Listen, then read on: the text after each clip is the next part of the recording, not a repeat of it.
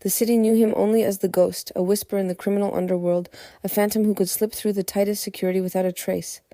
My real name is Leo, and for years I had danced on the razor's edge of the law, my reputation built on precision, timing, and leaving nothing behind but a lingering mystery.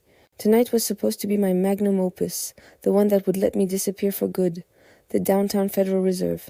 For 6 months, I lived and breathed the heist. I studied blueprints until they were seared into my memory.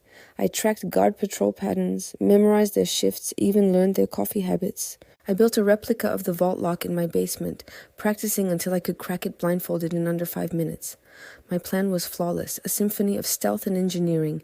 The target, a specific set of uncut diamonds, small enough to carry, valuable enough to fund a new life on a private island. The night of the heist arrived, cloaked in a thick, moonless sky. I moved like a shadow, disabling cameras and slipping through laser grids with the grace of a dancer.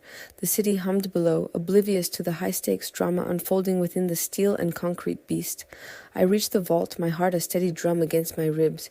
This was my element, the thrill of the impossible. The tumblers clicked under my expert touch, and the massive steel door swung open with a whisper. Inside, the cool air smelled of metal and money. I navigated to safe deposit box 738, the one my intel confirmed held the diamonds. My custom-made tool made quick work of the lock. I reached inside, my fingers brushing against a velvet pouch. But, as I pulled it out, a cold dread washed over me. It felt too light, too soft. I opened it to find not the hard facets of diamonds, but a stack of old faded photographs. My intel was wrong. Someone had moved the stones. Panic, an emotion I hadn't felt in years, began to creep in. My perfect timeline was shattered. I had accounted for every second, but I hadn't accounted for failure. My mind raced. Where could they be? I started frantically checking adjacent boxes, my movements growing clumsy, noisy. A metallic clang echoed through the vault as I dropped a tool. That was it. The sound was my death knell. Almost instantly, the silent alarm I hadn't triggered before must have been activated by a secondary sensor I'd overlooked.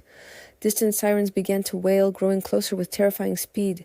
My escape route was still clear, but my window was closing. I had a choice. Flee empty-handed, my reputation in tatters, or risk it all on a desperate last-ditch search. Pride, my fatal flaw, made the choice for me. I couldn't leave as a failure. I scrambled, pulling open another box, and another.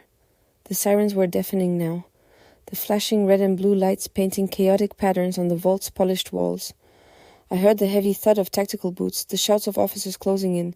It was over. I froze, hands raised in the air, the useless photographs scattered at my feet. The beam of a flashlight blinded me. Freeze! Hands where I can see them! As the cold steel of handcuffs snapped around my wrists, a strange sense of calm settled over me. The chase was finally over. I had planned for every possibility except the most simple one, missing the target. Standing there, surrounded by the very wealth I'd dedicated my life to acquiring, I had nothing. The ghost had finally been caught, not by a brilliant detective or a high-tech security system, but by his own arrogance and a box of old pictures. My legend ended not with a bang, but with the quiet, humiliating click of a jail cell door.